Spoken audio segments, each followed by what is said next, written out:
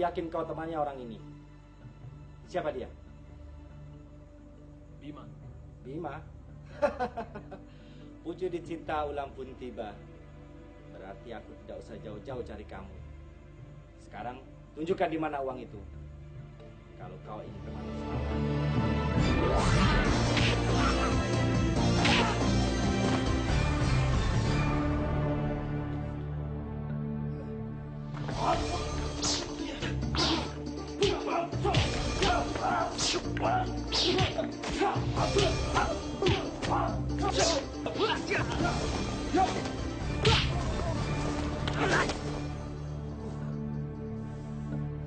Gimana Pak De? Aduh, tangan saya ini ada yang nggak beres rupanya.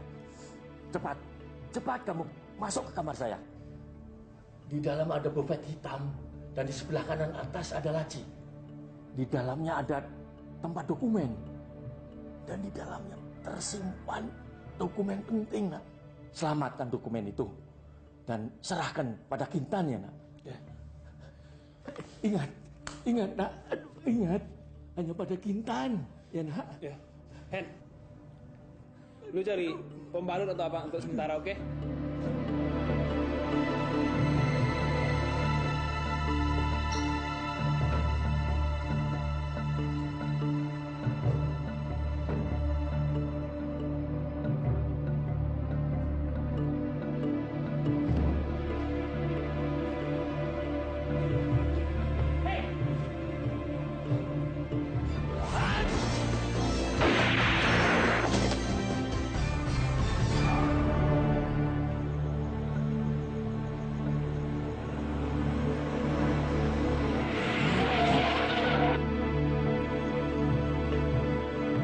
Besok, jangan coba-coba melawan. Baik, saya tidak akan melawan.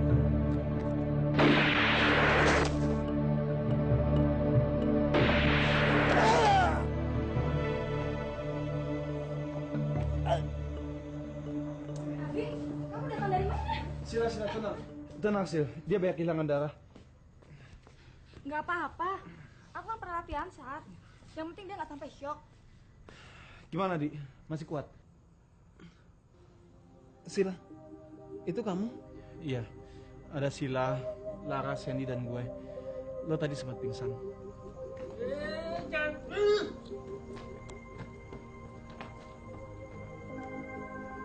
Pak!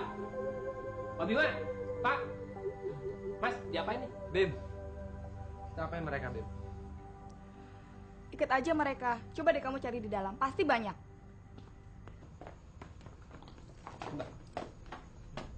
Mau coba kabur ya? Coba aja. Kalian jangan merasa menang dulu.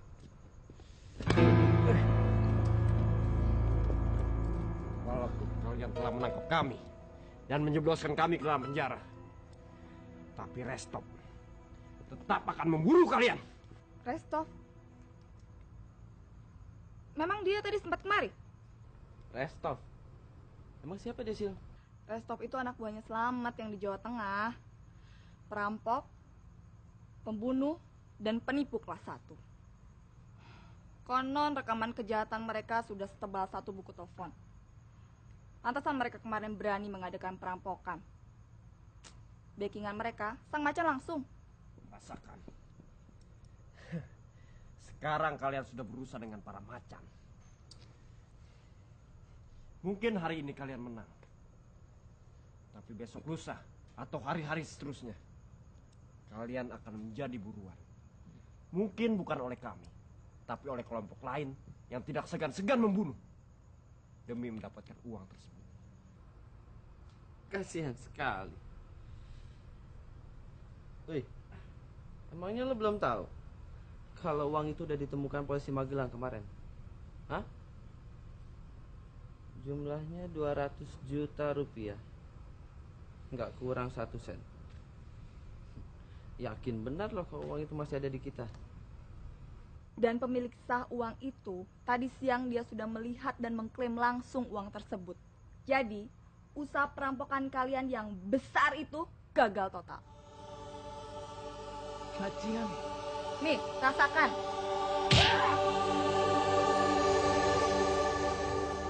De, maafkan kami jika secara tidak sengaja kami telah membawa malapetaka ke tempat tinggal Pak D. Mereka yang tadi datang ke sini itu sebenarnya mencari saya. Mereka kira saya mengambil uang mereka, padahal kenyataannya uang itu sudah saya kembalikan kepada yang berwajib. Tidak apa-apa, Nak. Justru malah saya yang harus berterima kasih padamu. Karena sejak semula saya sudah meragukan kejujuranmu terhadap Kintan. Tapi saya bersyukur kepada Allah Subhanahu wa Ta'ala telah bisa bertemu dengan suami Kintan. Aduh, Nak, tolong ambilkan sesuatu di kantong Bapak ini. Baik, Pak D. Pak D, hati-hati. Iya. Tangannya mungkin patah. Aduh. Ini Pak D. Mana, Nak? Coba ini, di dalamnya ada cincin, Nak, ya.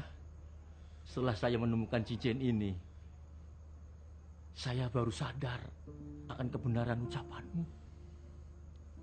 Tapi saya menjadi kecewa pada Kintan yang telah tega menyembunyikan perkawinannya padaku, wali satu-satunya. Jangan salahkan Kintan, Pak D. Sebenarnya semua masalah ini berawal dari saya. Kami menikah pada saat dimana saya terpaksa harus melarikan diri dari yang berwajib. Astagfirullahaladzim. Kamu terlibat kejahatan, Nak? Bukan, Pak D. Saya sumpah, saya tidak bersalah. Hanya situasi saja yang memaksakan saya dan Kintan harus melarikan diri dari yang berwajib.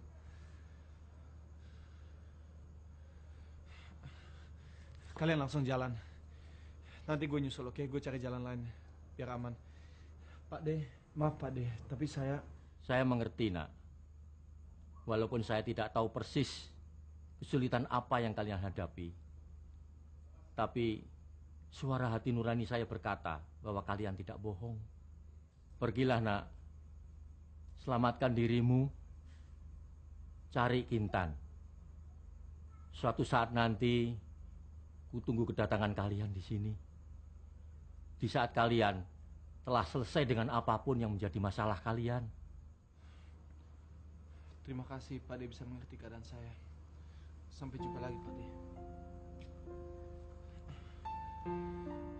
Selamat jalan, Nak.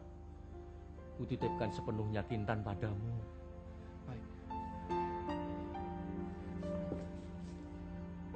Yuk, kita jalan sebelum polisi datang. Pak Bima, Pak. Sebentar, Pak. Kenapa? Tadi saya sudah dengar semuanya, Pak. Kalau Bapak ini memang suaminya Mbak Kintan. Bapak jangan buru-buru dulu, Pak. Ini ada yang harus Bapak lihat. Ini penting, Pak. Aduh, Iman, maaf tapi saya harus cepat-cepat. Posisi saya sangat terjepit.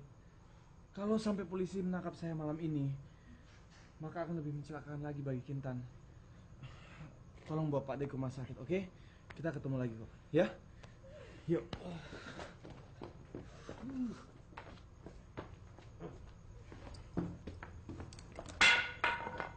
Pak D, nggak apa-apa, Pak D. Pak D, tidak apa-apa. Tidak. Cuma tangan saya ini ya, ada yang nggak beres, Nak. Ini minumnya Pak D. Tolong tangan. Pokoknya Pak D nggak usah khawatir, Pak D. Semua sudah bisa diatasi.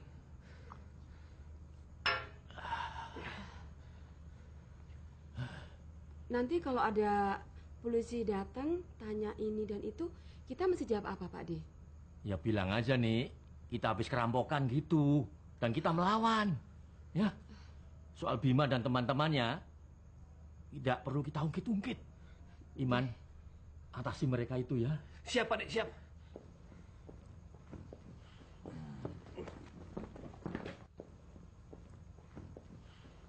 Bu. Ya, ini rumah kita yang kerampokan. Tapi ini semua sudah bisa kita atasi nih. Nih. Oke, terima kasih Adek ya. Ya. Dan bawa mereka. Siap.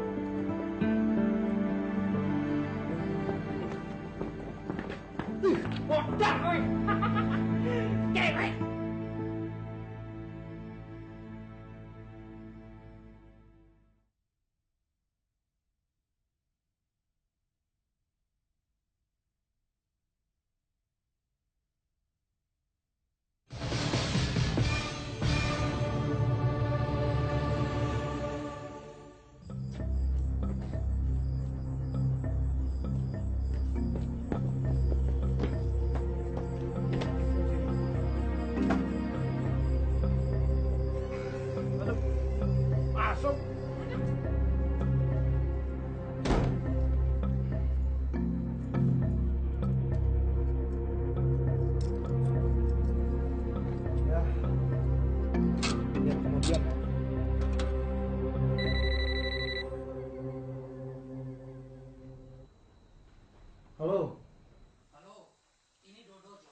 Hei Dodo, akhirnya sampai juga kamu ya. Dari mana? Mobil saya baru masuk kota, Han. Dan saya datang sendirian. Sendirian? Terus kapan ketemu Dani? Entahlah. Saya mau pergi ke salon untuk mengecat rambut. Oke, kalau gitu saya tunggu kabarnya nanti setelah kamu sampai ya. Ya. Sekarang kamu mesti nurut apa yang saya mau ya.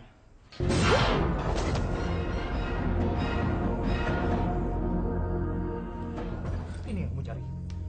Hah? Ya kan? Ini yang kamu cari kan? Kamu mau main kayu ya? Salam Pak, Bapak tidak apa-apa di dalam. Nggak apa-apa Pak. Cuma kepleset. Tapi nggak ada yang luka kok. Ya kalau gitu, misi ya Pak. Ya.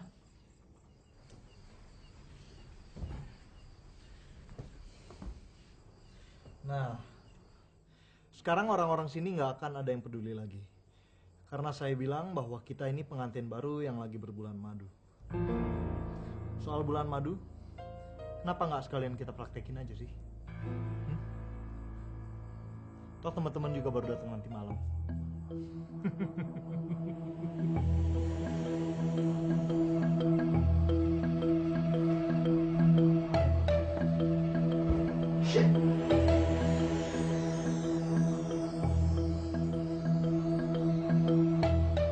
Kalau sampai handphone itu hilang,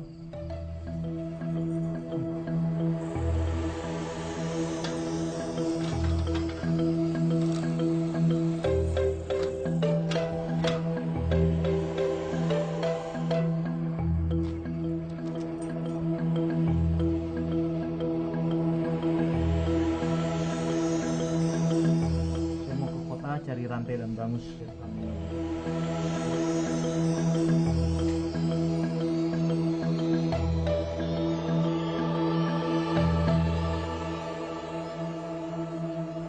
Selama 2 hari terakhir ini kamu diapakan aja sama bandit-bandit itu? Kamu sempat disiksa ya? Nggak tahu lah, Sil. Tapi begitu aku ditangkap, tiba-tiba aku nggak melihat apa-apa lagi. Sepertinya aku pingsan sekitar 1,5 harian deh. Tapi kalau nggak salah, kamu sempat pingsan lagi kan di tempat Kintan? Ya, Gimana sih Di rasanya pingsan berturut-turut? seperti tidur aja. Cuman mimpinya berbeda. Dalam mimpi itu, aku melihat masa kecilku.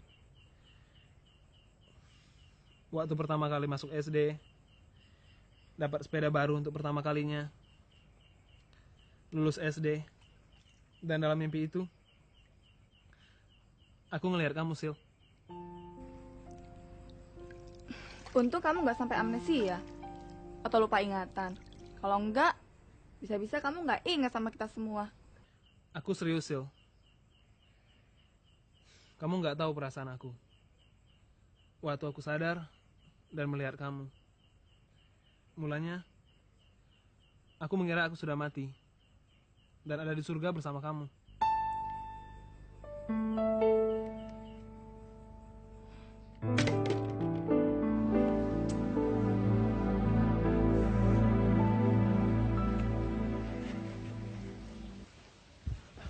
Pak.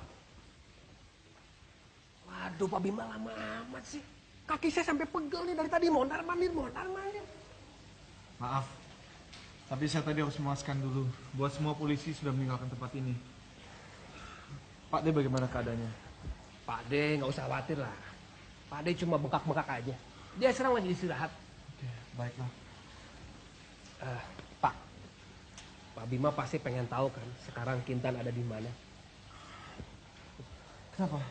Iman tahu dia di mana? Coba lihat ini, coba.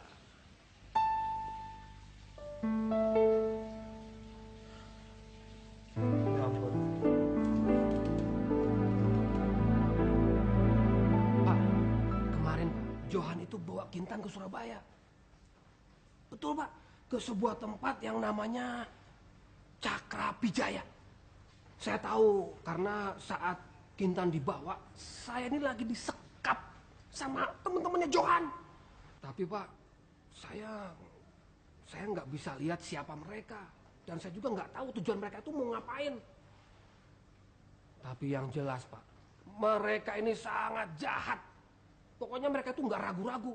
Bisa ngelukain orang, bisa ngebunuh orang. Yang penting tujuan mereka bisa tercapai. Terima kasih. Foto Johan ini sangat berguna bagi saya.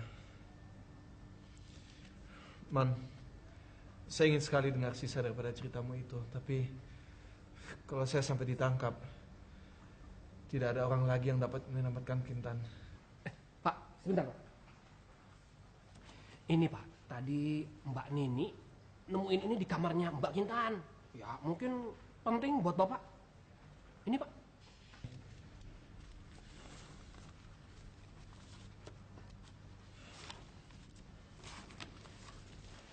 Iman, terima kasih atas bantuannya. Saya pergi dulu ya. Pak. Sebentar Pak. Tolong Pak, kalau ketemu Mbak Kintan, sampaikan permintaan maaf saya Pak. Karena saya nggak berhasil melindungi Mbak Kintan waktu direbut sama Johan Pak. Iman, mestinya saya yang berterima kasih. Karena Anda sudah mencoba untuk membantu istri saya. Oh ya, titip salam ya untuk Pak D. Saya pergi dulu.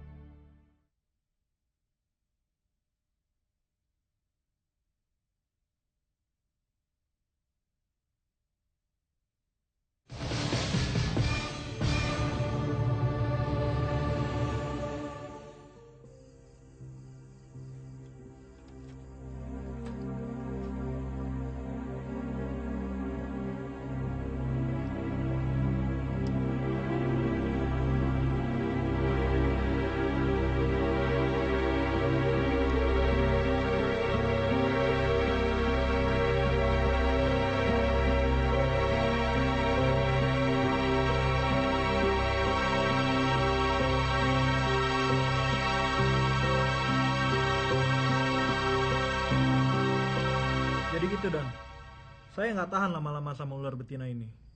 Kalau kamu nggak cepat-cepat putuskan langkah selanjutnya, dia akan mendorong saya buat membunuhnya. Jangan ada pikiran itu. Han, kalau tidak kamu yang berurusan langsung denganku. Tapi dia itu bagai duri dalam daging Dan.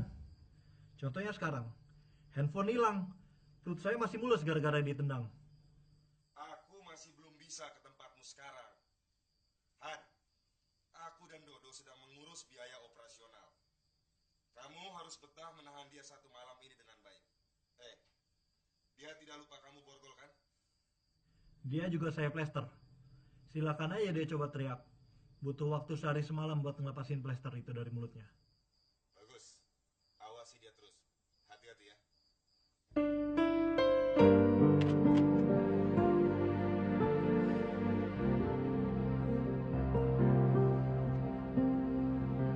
Bim, lo kemana aja sih?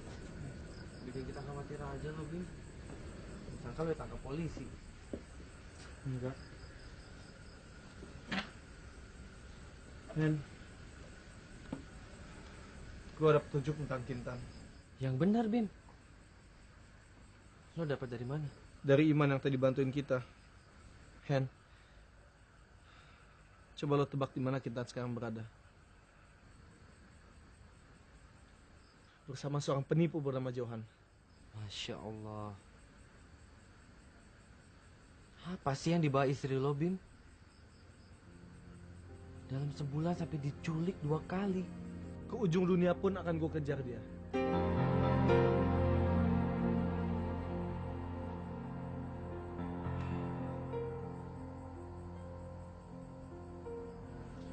Tapi sebelumnya ada sesuatu yang harus gue sampaikan pada lo. Tadi gue mau tunggu sampai kita semua berkumpul. Tapi gue putuskan untuk bicara sama lo dulu. Yaitu karena 2 hal. Satu, selama perjalanan ini dan dari jauh sebelumnya, gue udah anggap lo tuh seperti adik gue sendiri. Dan yang kedua, gue lihat hubungan lo dengan Laras sudah semakin serius. Dan itu yang menjadi masalah. Karena gue gak mau. Gara-gara masalah dan urusan pribadi gue, hubungan lo dan bahkan nyawa lo terancam. Lo bisa mengerti kan?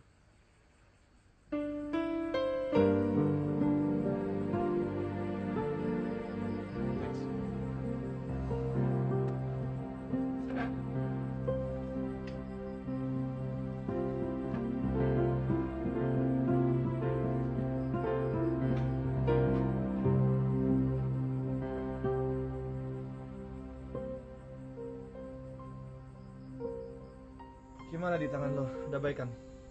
Cuma luka ringan. Nggak ada yang perlu diamputasi. Sepertinya cukup dirawat oleh 2 gadis manis ini. Oh ya, ngomong-ngomong soal gadis manis, Laras, lo ditungguin Hendy di depan. Oke.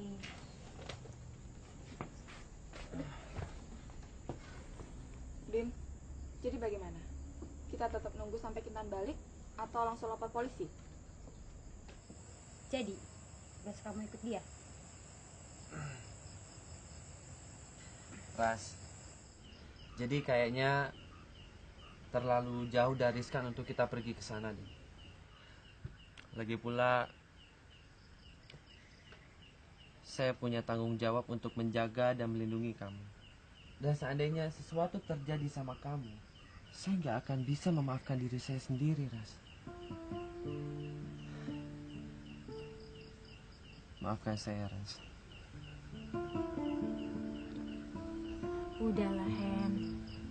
Jangan itu menjadi masalah yang besar buat kamu. Kalau emang itu yang kamu mau, ya udah. Besok kita balik aja ke Bogor.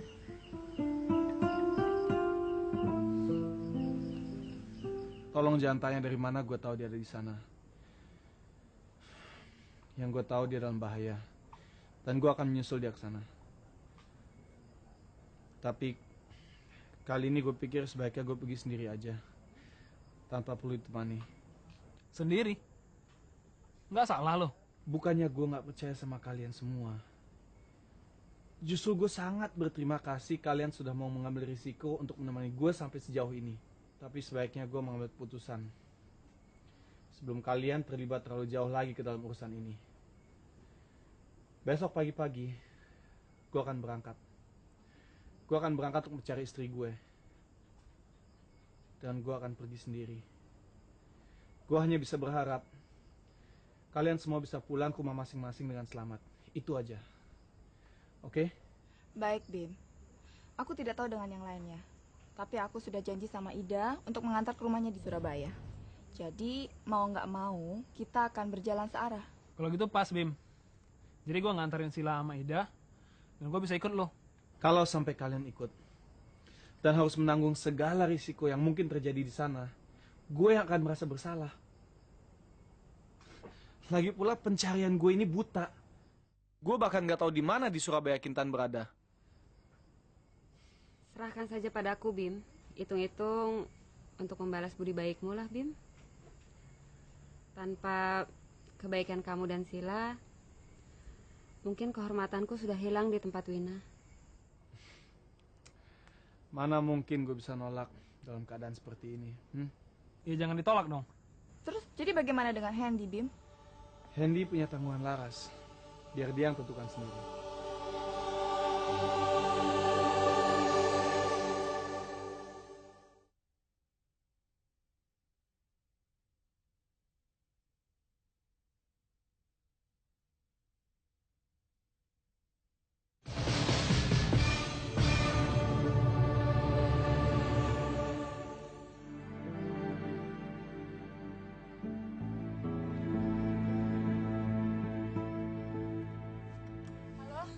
Halo Edwin, ini Kintan.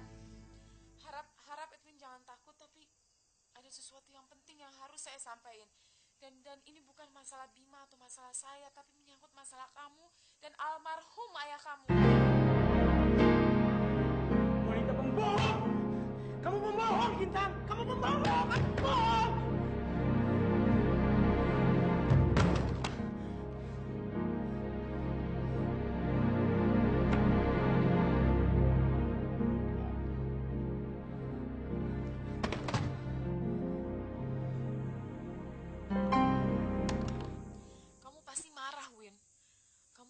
sengaja mengada-ngada. Tapi demi semua yang pernah saya cintai di dunia ini, Win, saya nggak bohong. Berilah kesempatan untuk saya bicara.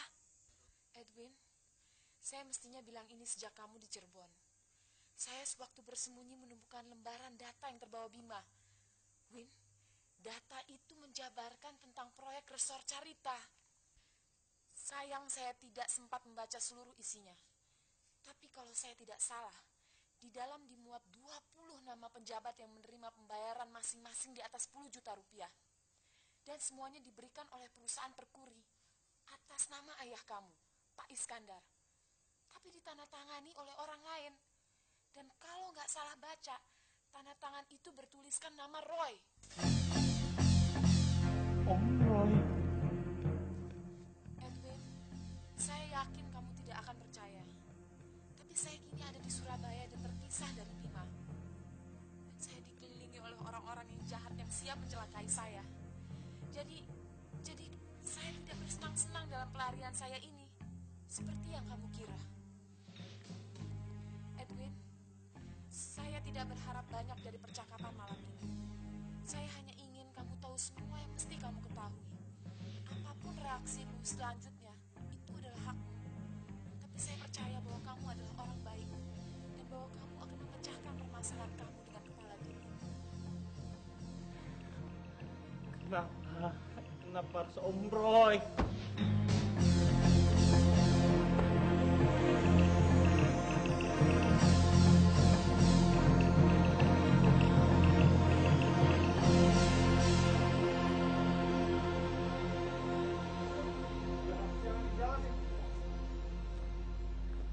Bim. Abdi mana, Bim? Lagi ngisi bensin buat kendaraan.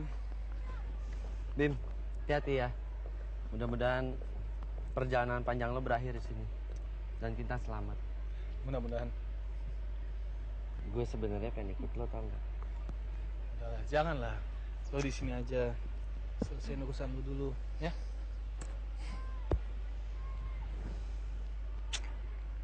Ken, kalau nanti kamu ke Surabaya juga, kamu mampir ke kafe saya ya, Kafe Naga di Surabaya ya.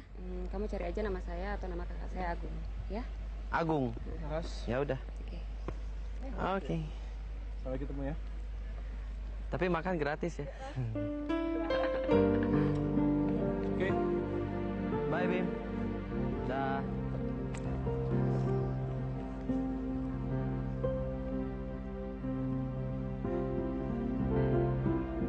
Hati-hati, Bim.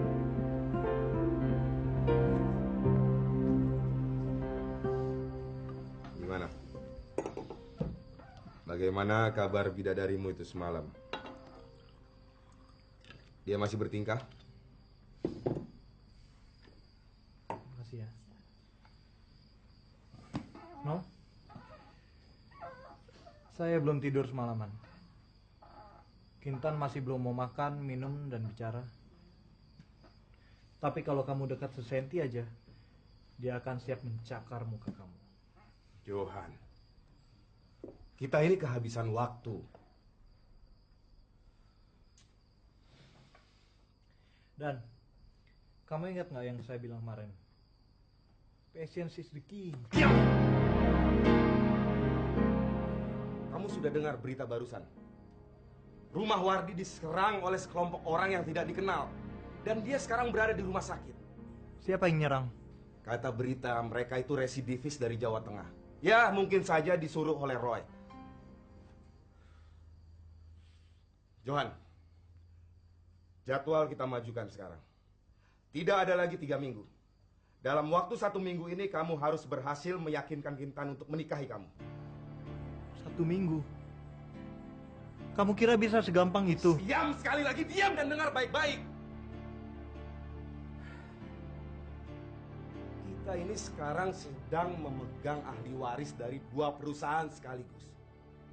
Tidak peduli apakah Kintan itu wanita tangguh, bidadari, atau entah apa saja. Di mataku dia itu adalah pemegang aset bermiliar-miliar rupiah yang dia sendiri itu tidak tahu. Dan kalau uang sebanyak itu bisa lepas gara-gara playboy tengik macam kamu. Sekarang juga aku akan bersedia menggantikan kamu. Mengerti kamu?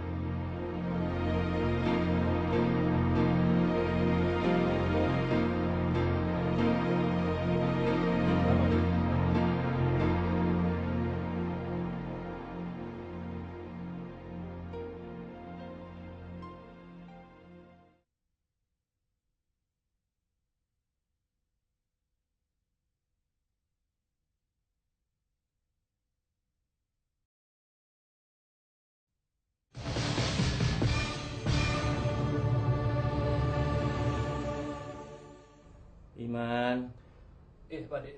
minuman. Hati-hati, Pak.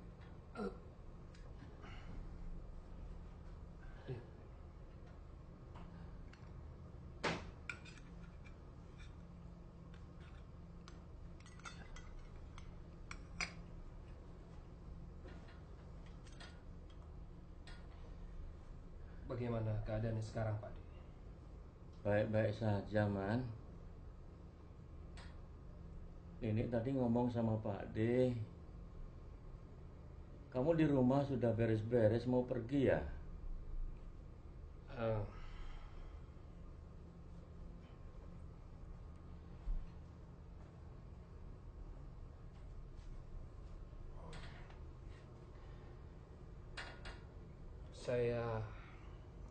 Saya mohon maaf, Pak De. Kalau selama ini terpaksa saya harus berbohong sama Pak De. Saya ini sebenarnya bukan apa-apanya Kintan. Saya ini cuma seorang pelaut. Pelaut serabutan lagi, Pak De. Yang kerjanya itu pergi dari pelabuhan yang ini, terus saya pergi ke pelabuhan yang lain. Cuma kebetulan, Pak De. Cuma memang waktu di Cirebon, tanpa sengaja saya berhasil menyelamatkan Kintan dari penculikan. Sejak saat itu, saya bertekad untuk menyelamatkan Kintan. Dan Kintan sudah saya anggap seperti adik saya sendiri, Pak De. Aku sudah tahu itu, Man. Loh, Pak De tahu kalau saya ini pelaut serabutan, Pak De? Aku tahu. Kau sudah menganggap Kintan sebagai adikmu sendiri. Mataku mungkin buta.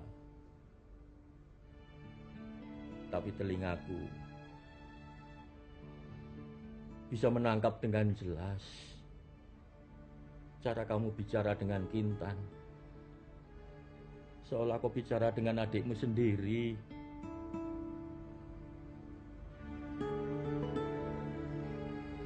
Sebenarnya, Pak De, saya pengen banget tinggal menemani Pak De. Tapi besok kapal saya sudah berangkat dari Cirebon.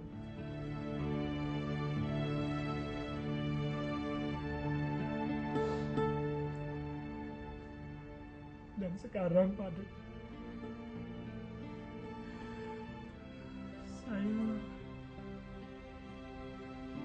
saya harus pamit dari Pak De. Iman, dengarlah, Nak. Sampai kapanpun kamu pergi,